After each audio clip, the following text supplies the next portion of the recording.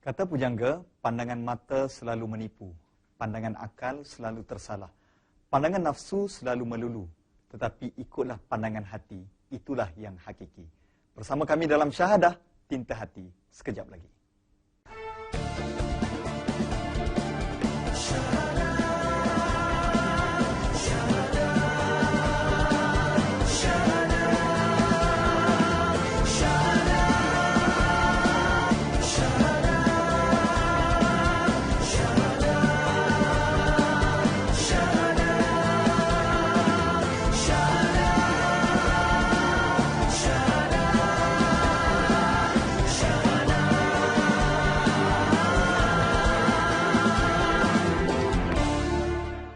Assalamualaikum warahmatullahi wabarakatuh. Apa khabar saudara penonton sekalian? Terima kasih kerana terus bersama dengan kami di waktu ini di dalam Syahadah. Dan insya-Allah pada waktu ini, seperti mana saya buka rancangan ini untuk kita bicarakan tentang tinta hati, dan bersama dengan saya pada waktu ini iaitu Encik Muhammad Adam bin Abdullah, merupakan salah seorang ahli dalam Persatuan Cacat Penglihatan Islam Malaysia. Apa khabar Cik Adam? Alhamdulillah. Terima kasih kerana sudi bersama dengan kami. Terima kasih, Wali. Saudara penonton sekalian, Encik Muhammad Adam bin Abdullah seorang insan yang telah diciptakan oleh Allah Subhanahu Wa Taala dalam keadaan cacat penglihatan. Dan inilah kehebatan dan maha kuasanya Allah Subhanahu Wa Taala menciptakan kita dalam pelbagai rupa, pelbagai jantina, sebagaimana Allah Subhanahu Wa Taala sebut di dalam surah Al-Hujurat ayat yang ke-13. Cik Adam, kita nak berkongsi pada waktu ini tentang kesungguhan untuk kita memberi inspirasi kepada seluruh para penonton yang bersama dengan kita waktu ini. Mungkin Cik Adam boleh mulakan bicara pada waktu ini. Bagaimanakah permulaan Cik Adam untuk mempelajari Al-Quran dalam keadaan cacat penglihatan tetapi mampu mempelajari dan membaca Al-Quran melalui Quran Braille? Silakan Cik Adam. Terima kasih. Saudara pengacara majlis. Assalamualaikum warahmatullahi wabarakatuh. A'udzu billahi minasyaitonir rajim. Bismillahirrahmanirrahim. Alhamdulillahi rabbil alamin. Wassalatu wassalamu ala asyrafil anbiya'i wal mursalin. Sayyidina wa habibina wa syafi'ina wa dhukhrina wa maulana Muhammadin wa ala alihi wa sahbihi ajma'in. Qalu subhanaka la ilma lana illa ma 'allamtana innaka antal alimul hakim. Rabbi syrah li sadri wa yassir li amri wahlul 'uqdatam min lisani yafqahu qawli, amma ba'd. Sidang penonton yang dirahmati Allah Subhanahu wa taala. Sesungguhnya hidayah Allah itu meliputi setiap sesuatu. Dan sememangnya Allah Subhanahu wa taala itu bersifat Ar-Rahman dan Ar-Rahim. Dia akan memberi hidayah kepada sesiapa yang ingin mencarinya, insya-Allah. Alhamdulillah, saya telah berjaya setidak-tidaknya lah mempelajari Al-Quran ini, dan saya mulai mempelajari Al-Quran ini melalui 3 fasa. Ya. Di mana fasa yang pertama saya belajar Al-Quran secara formal pada minggu yang pertama, menerusi abang saya sendiri yang cukup tegas orangnya, pantang baca salah sikit. Maklum sajalah dengan Braille ni, saya ketika itu begitu keliru, sebab inilah dia huruf Ruminya dan inilah juga huruf hijaiyahnya. Jadi kadang-kadang bila kita menyebutkan huruf itu, contohnya titik 15 tu bunyinya baris bawah. Jadi sepatutnya dibaca dengan satu harakat. Tapi kadang-kadang terbunyi 2. Jadi bunyilah tegasnya, garangnya bukan main. Jadi sehingga akhirnya ketika itu saya hanya belajar dengan dia selama seminggu saja. Di suatu asrama lah, suatu asrama. Sehingga akhirnya dia memberi semacam amaranlah pada saya. Kamu ini,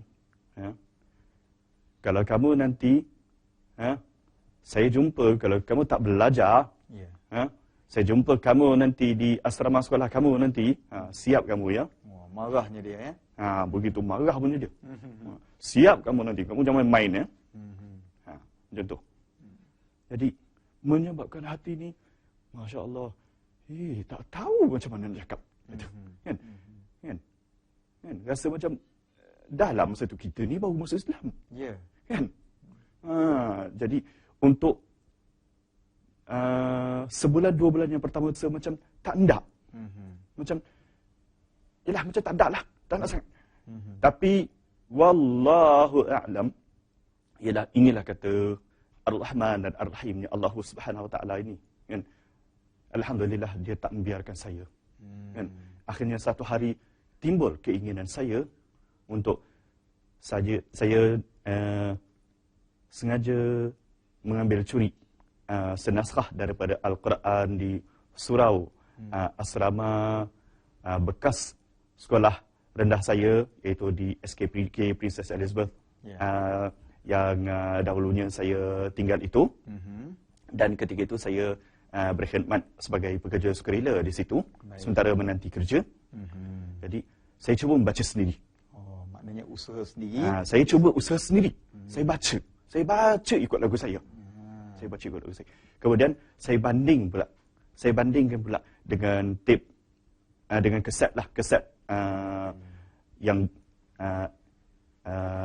Al-Fadhil Tuan Haji Muhammad Lee ni, abang saya ni, hadiahkan pada saya, iaitu bacaan daripada Imam Al-Syekh Abdul Basit Abdul Samad. Baik, Cik Adam, kita akan sambung lagi bicara kita kerana kita nak saksikan satu VT yang telah disediakan sebagaimana kesungguhan dan pengorbanan Nabi Muhammad SAW mendapat perintah wahyu Iqra' bismi rabbikal ladzi khalaq di Jabal Nur, Gua Hira. Kita saksikan. Segalanya bermula di Jabal Nur, gunung tertinggi di kota Makkah ini, terletak kira-kira 5 km dari Masjidil Haram, yaitu di kawasan yang bernama Hijaz, di bahagian utara Tanah Suci. Perjalanan merawat hati yang lara, itulah awal cerita yang mengisi jejak sejarah di kawasan pergunungan yang gersam tanpa dihuni sebarang tumbuhan.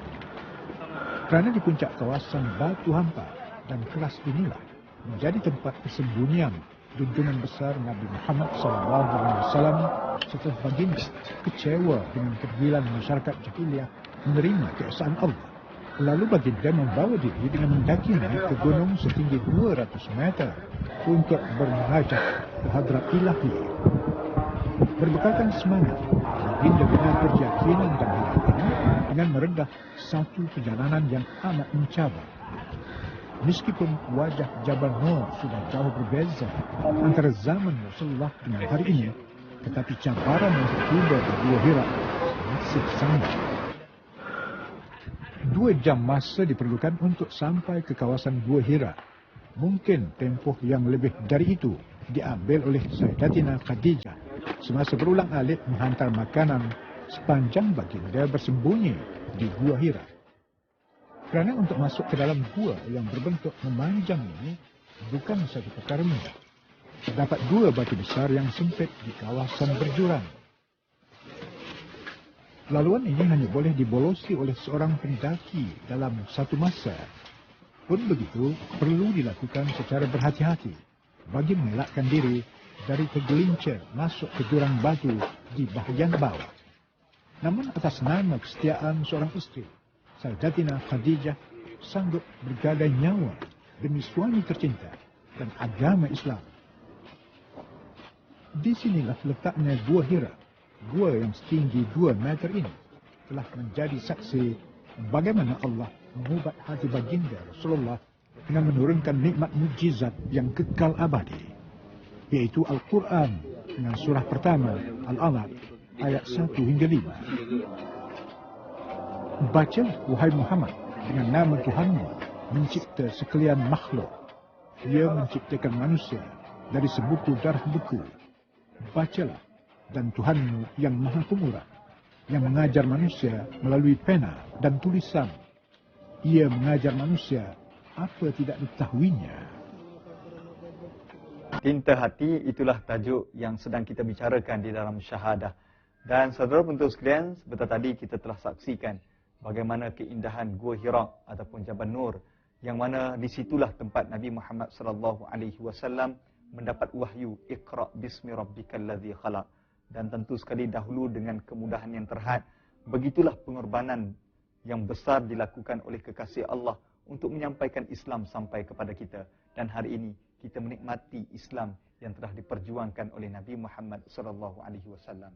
Dan tempias itu juga tuan-tuan sekalian, kita dapat saksikan bahawa bagaimana kesungguhan yang telah dipamerkan oleh Encik Adam sebentar tadi, bagaimana mendapat hidayah Allah, kemudian sungguh-sungguhnya beliau untuk mempelajari kitab Allah Subhanahu Wa Taala. Dan kalau kita imbau tadi Encik Adam nyatakan kongsi kepada kita, fasa pertama mempelajari Al-Quran ini dalam fasa yang tegas. Kalau boleh saya ibaratkan, fasa kena marah lah kan. Dan mungkin fasa kedua ini lebih, bagaimana cerita fasa yang kedua sehingga dapat kembali mempelajari Al-Quran itu? Okey, inilah yang sedap ni. Kalau nak cerita fasa kedua ni, Ya. Contoh. Bila saya banding, umpamanya, misalnya, saya ambil contohlah, dalam surah Al-Mulk, Tabarakalladzi biyadihil mulku wa huwa ala kulli syai'in qadir. Kan? Okey. Al-mulku. Kan? Alif lam mati, mim depan, lam mati, kaf depan. Ya. Kan? Okey. Dia punya tanda depan tu ialah kalau dalam braille tu titik 1, 3, 6. Kalau titik 1, 3, 6 tu huruf rumidi ialah huruf U. Jadi kalau dulu saya akan baca Tabarakalladzi biyadihil mulku wa huwa ala. Jadi kan dah bunyi dua harakat. Betul. Kan? Jadi macam itulah. Jadi umpamanya ini saya bagi contoh lah. Saya bagi contoh. Jadi bila saya dengar umpamanya Syekh Abdul Basit baca Tabarakalladzi biyadihil mulku wa huwa al-mulku wa huwa.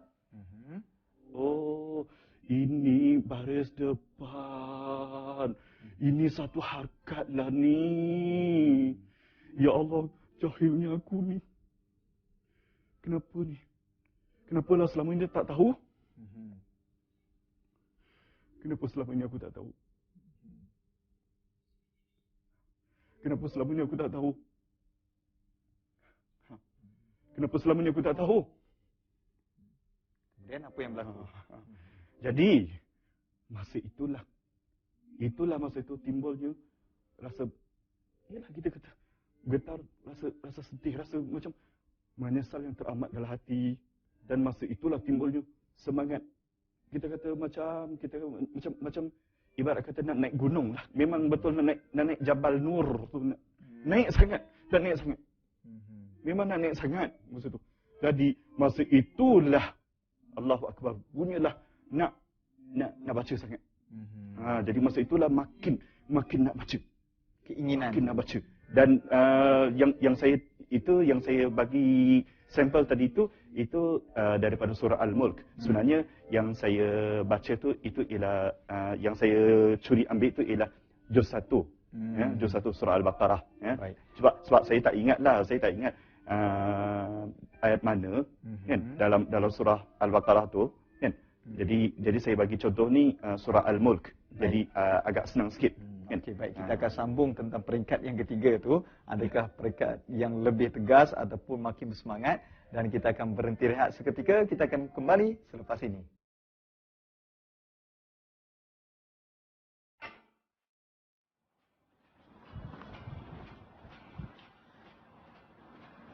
Inilah pemandangan indah yang dapat dilihat dari Jabal Nur, kawasan pergunungan tertinggi di Mekah.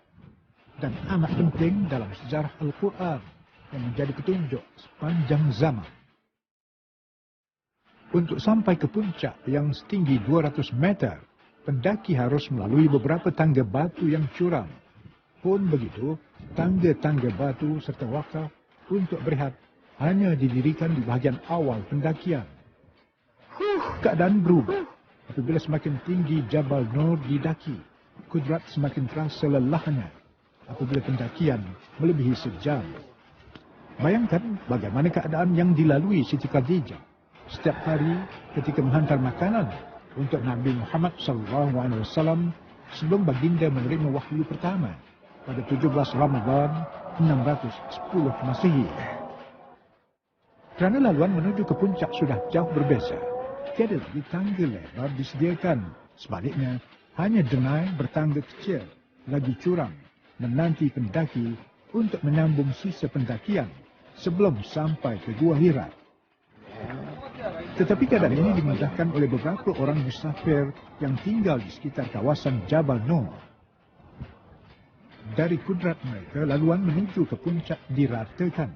Beberapa anak tangga kecil didirikan untuk kemudahan pendaki. Di samping itu, laluan ini juga mereka jaga dan bersihkan hampir setiap jam. Selain dari menjaga kebersihan di kawasan yang dihuni oleh mereka, rutin yang dilakukan ini juga bertujuan untuk memudahkan lagi pendaki yang datang pada waktu malam. Kerana lazimnya, ramai jemaah umrah memilih untuk mendaki Jabal Nur pada waktu malam.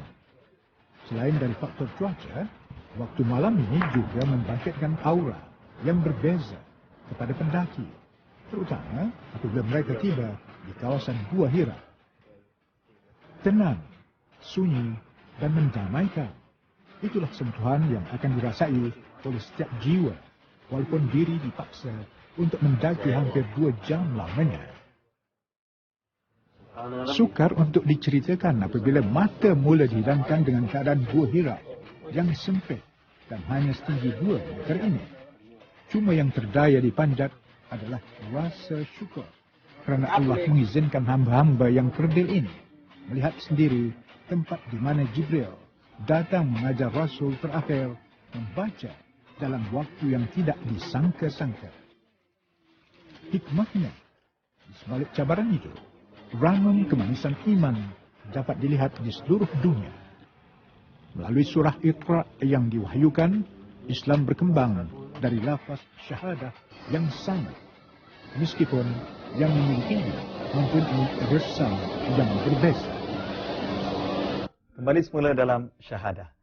Cik Adam, kalau kita ikuti satu persatu perjalanan Cik Adam tadi, gambaran seumpama nak naik gunung Jabal Nur, seumpama video yang kita saksikan tadi, mungkin Cik Adam boleh kongsi tentang secara ringkas peringkat yang ketiga dan akhir bagi semangat, inspirasi pada para penonton kita supaya terus gigih untuk mempelajari Al-Quran. Silakan. Alhamdulillah, 2 tahun kemudiannya, iaitu pada tahun 1996, di bawah kepimpinan mantan Menteri Besar yang berhormat Datuk Abdul Ghani Osman, iaitu program membudayakan Al-Quran peringkat Kerajaan Negeri Johor, di mana kesemua jabatan perkhidmatan awam mesti ada, maknanya diwajibkan ada program membudayakan Al-Quran di jabatan masing-masing. Yeah. Kebetulan saya ketika itu bekerja di Perbadanan Perpustakaan Awam Johor, dan saya merupakan satu-satunya staf cacat penglihatan berbangsa Cina, juga OKU penglihatan, dan juga mempunyai seorang rakan berbangsa India, tapi dia nampaklah. Yang lain-lain semuanya berbangsa Melayu dan berpenglihatan. Cuma malangnya satu, bila bas tak masuk, mereka tak masuk. Maknanya bila pengarah tak masuk, mereka tak masuk. Jadi di situ Alhamdulillah memberikan satu kelebihan kepada saya. Kebetulannya ustaz yang mengajar tu memang seorang yang memang fasih tajwid, dari Sumatera. Lalu saya mengambil kesempatan itu untuk benar-benar memanfaatkannya untuk lebih mentadabbur lagi Al-Quran. Al-Quran ini, khasnya dalam bahagian huruf dan juga sebutan, dan sekaligus beliau ini turut memberikan tip-tip berkenaan dengan huruf dan juga makhraj dan sifatnya sekali. Jadi di situ memberikan banyaklah kelebihan. Alhamdulillah. Dan sekaligus kebetulan ketika itu projek penerbitan Al-Quran Braille oleh Persatuan Orang-Orang Cacat Penglihatan Islam Malaysia pun dah bermula sedikit sebanyak. Baik. Cik Adam mungkin boleh berkongsi akhirnya kata-kata semangatlah supaya umat Islam kita ini dapat sungguh-sungguh membaca Al-Quran khususnya dalam bulan Ramadan. Mungkin Cik Adam boleh berkongsi semangat itu. Saya berpendapat apa sekalipun Al-Quran ini adalah kitab petunjuk yang memberikan penerangan yang serba lengkap. Tiada lagi manual yang lebih lengkap daripada Al-Quran. Sebab Al-Quran ini telah terbukti ilmunya melengkaui segala zaman, segala cabang ilmu, malah tidak akan terjejas walau dalam apa keadaan sekalipun. Ini telah terbukti dengan firman Allah Subhanahu wa taala dalam surah Al-Hijr juzuk 14 daripada 30 ayat 9. A'udzu billahi minasyaitonir rajim. Inna nahnu nazzalna dzikra wa inna lahu lahafizun. Maksudnya sesungguhnya kami, yakni Allah telah menurunkan Al-Quran ini sebagai peringatan dan kamilah yang akan memeliharanya daripada apa jua. Kita ucapkan terima kasih dan kita dengan suka hati ataupun sukacitanya untuk memberi sagu hati kepada Cik Adam, iaitu satu produk daripada Serai Mas. Dan kita ucapkan terima kasih kepada Cik Adam kerana sudi bersama dengan kita, insya-Allah. Dan lain waktu kita akan undang lagi untuk bersama-sama dengan para penonton memberi inspirasi dan memberi semangatlah tentu sekali khususnya di dalam bulan Ramadan Al-Mubarak. Dan saudara penonton sekalian, daripada durasi 30 minit kita bersama, saya dapat mengamati satu demi satu kisah pengalaman sendiri daripada Cik Adam untuk mempelajari Al-Quran.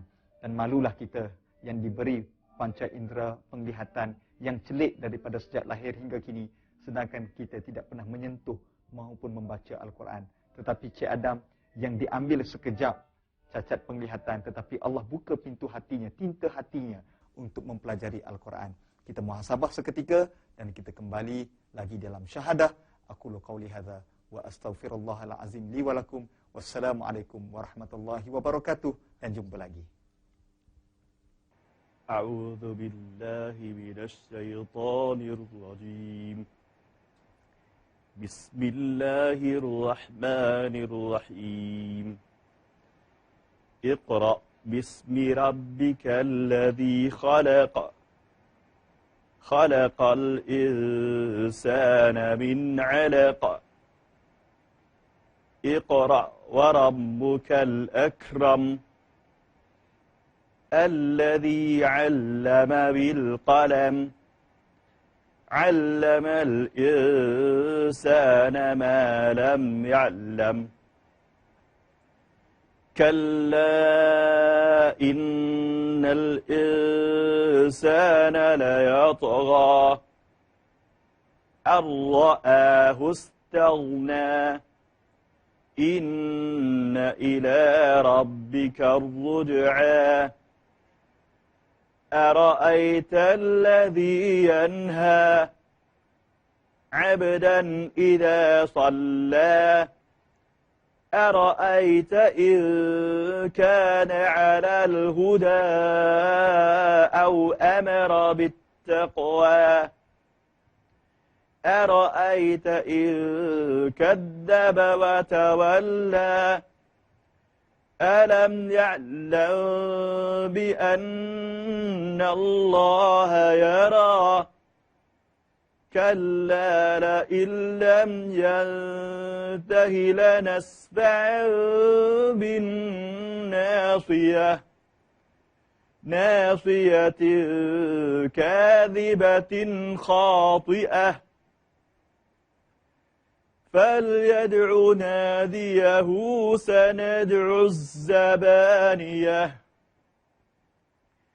كلا لا تطعه واسجد واقترب صدق الله العظيم